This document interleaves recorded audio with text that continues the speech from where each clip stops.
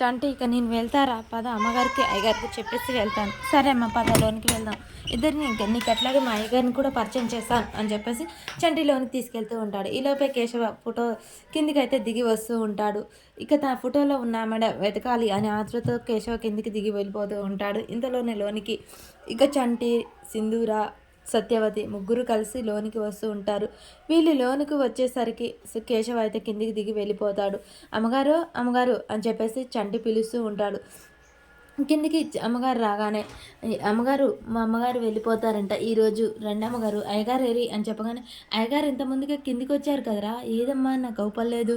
సరే ఇంక 2 రోజులు ఉండొచ్చు కదమ్మా, అప్పుడే వెళ్ళిపోతున్నారేంటి? లేదమ్మా పని ఉంది. సరే సరే ఉంటే బాగుండేది, కానీ ఇలా వెళ్తున్న వాళ్ళని కూడా ఆగమనటం పద్ధతి కాదు. సరే ఈసారి వచ్చినప్పుడు మాత్రం 4-5 రోజులు ఉండే వెళ్ళాలి. సరేగానమ్మా, సరే ఒక్క నిమిషం ఇక్కడే ఉండు, నేను ఇప్పుడే వస్తాను అని చెప్పేసి ఇక చెంచలమ్మ లోనికి వెళ్ళిపోతూ ఉంటుంది. కేశవ తన వేరే గదిలోకి వెళ్ళి ఆ సత్యవతి ఫోటో బీరువాలో నుంచి తీసి చూస్తూ ఉంటాడు.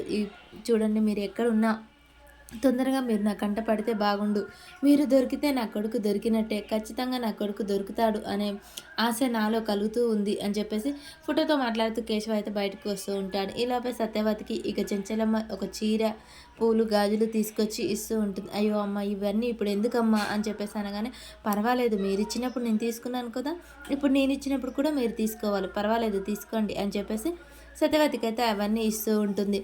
ఇంకా కేశవ ఆ ఫోటోని చూస్తూ జేబులో పెట్టుకొని అలా ఫోటోతో తన మనసులో ఉన్న మాటలు చెప్పుకుంటూ ఉంటుంది. నా చెంచలమ్మ బాధ తీరాలి, తనకు పుత్రశోకం నుంచి బయటపడాలి, మీరు ఎక్కడున్నా కనపడండి అని చెప్పేసి ఫోటోతో మాట్లాడుతూ ఉంటారు.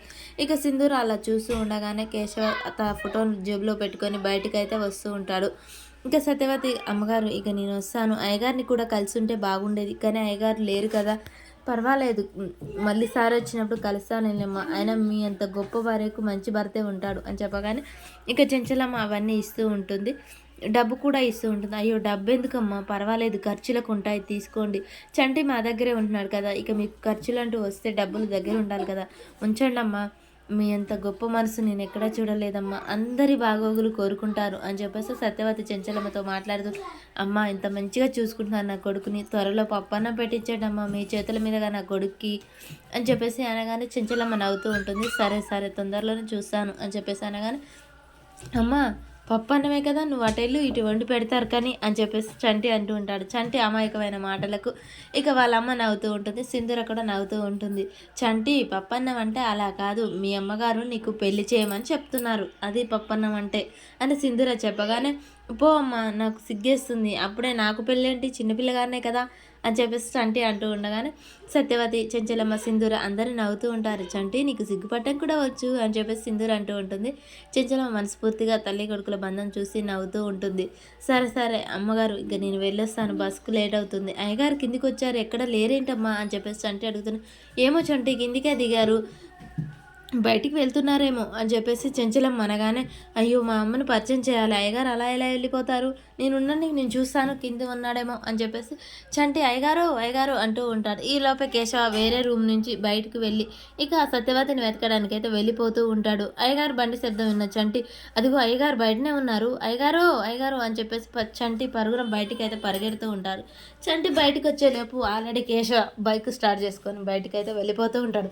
బసవన్న బసవన్న అయ్యగారిని ఆగమని చెప్పండి అని చెప్పేసి అనగానే, లేదు చంటి అయ్యగారు అప్పుడే బయటికి వెళ్ళిపోయారు. ఏంటి చంటి అనగానే, ఏం లే బసవన్న, అయ్యగారిని మా అమ్మకు పరిచయం చేద్దాం అనుకున్నాను, కానీ అయ్యగారేమో ఇలా వెళ్ళిపోయారు అని చెప్పేసి చంటి నిరాశపడి అక్కడే నిలబడి చూస్తూ ఉంటాడు.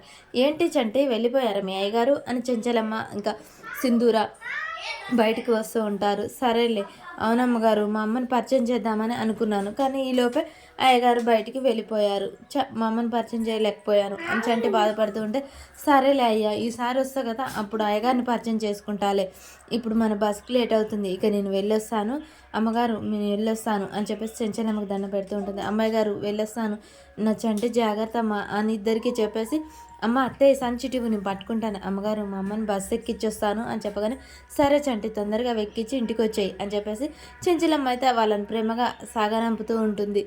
ఇక ఇద్దరు చాలా సంతోషంగా కబుర్లు ఆడుకుంటూ వెళ్ళిపోతూ ఉంటారు. ఇక చెంచలమ్మ కూడా వాళ్ళ ప్రేమను చూసి అలాగే నిలబడి చూస్తూ ఉంటుంది.